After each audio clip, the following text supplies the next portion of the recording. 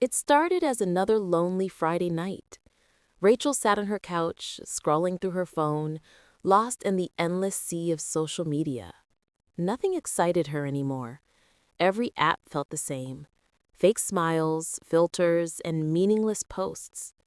Then an ad popped up. Join offline.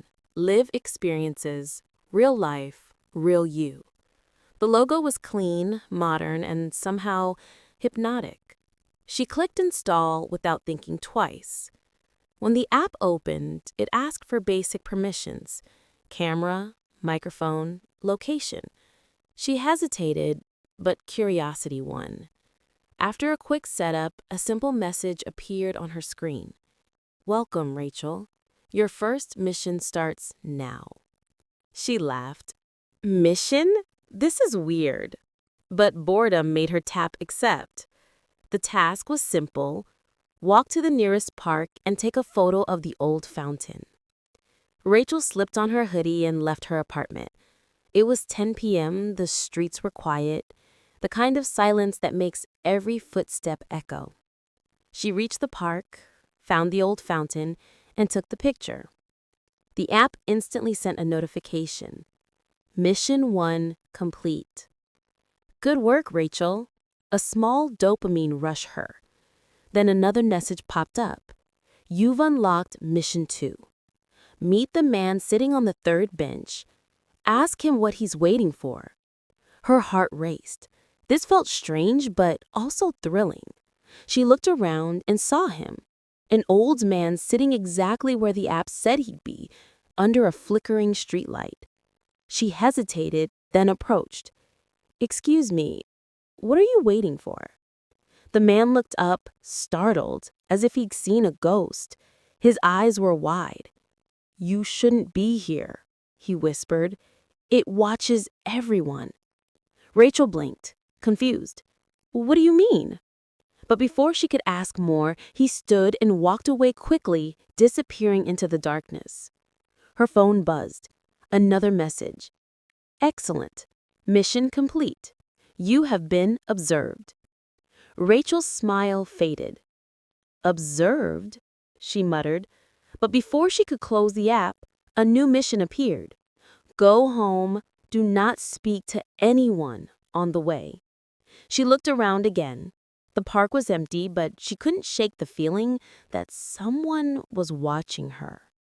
When she got home, she locked the door and threw her phone on the couch. "It's just an app," she told herself.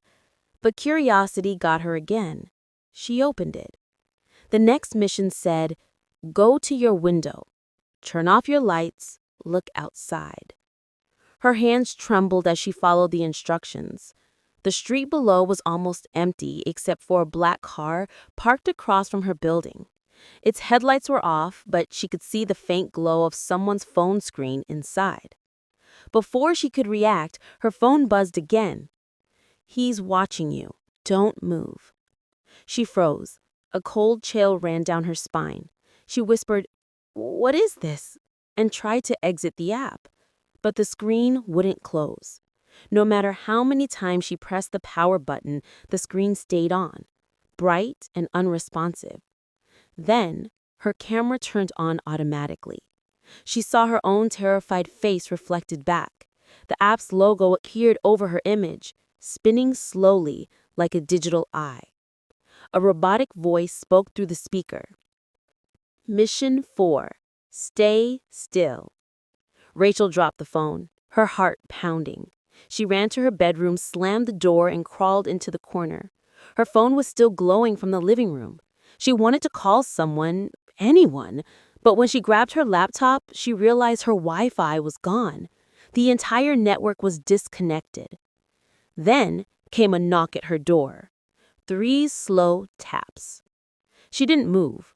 The knocks came again, louder this time. Her phone buzzed from the couch. Another message. "Mission 5. Let him in."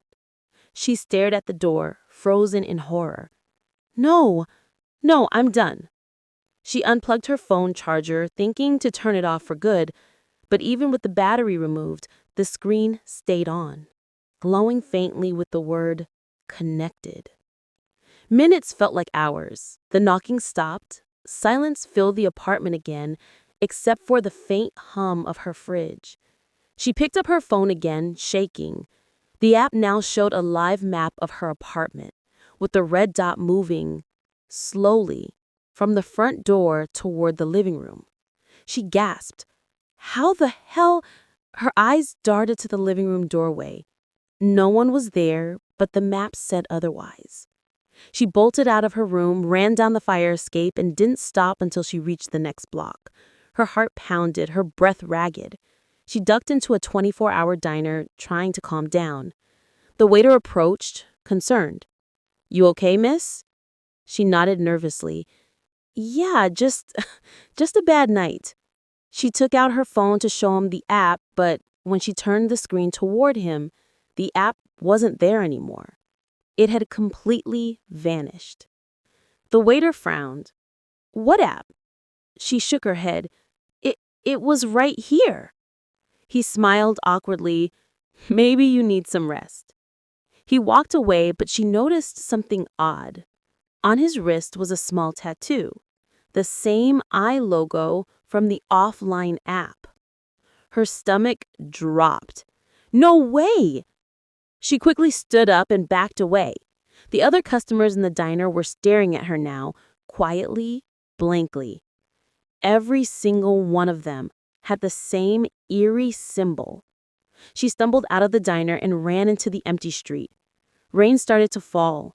She looked around desperately for anyone normal, but every person she passed on the sidewalk had the same symbol. Her phone buzzed again, even though she'd seen the battery die earlier. Mission 6. Come home, Rachel. We're waiting. Her fingers trembled. "You can't be real," she said, almost crying. But the phone replied with the new message. "You joined us to escape fake lives. You wanted something real. You are real now." Her phone vibrated again, showing the final mission. Mission 7. Look behind you. Her breath caught in her throat. She slowly turned her head. For a second, nothing. Then a figure stepped out of the shadows. It was the old man from the park. Only now, his eyes were empty, expressionless. He held out another phone, same model, same glowing logo. Rachel screamed. She dropped the phone, the screen cracked, but before it went dark, the app sent a final message. "Welcome to offline. Your experience begins now."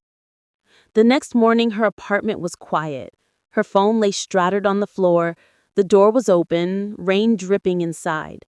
Police arrived after a neighbor complained about strange noises overnight, but when they entered, Rachel was gone. All they found was a single message scrawled on the wall beside the logo. 4 words written in trembling letters. "She's not offline anymore."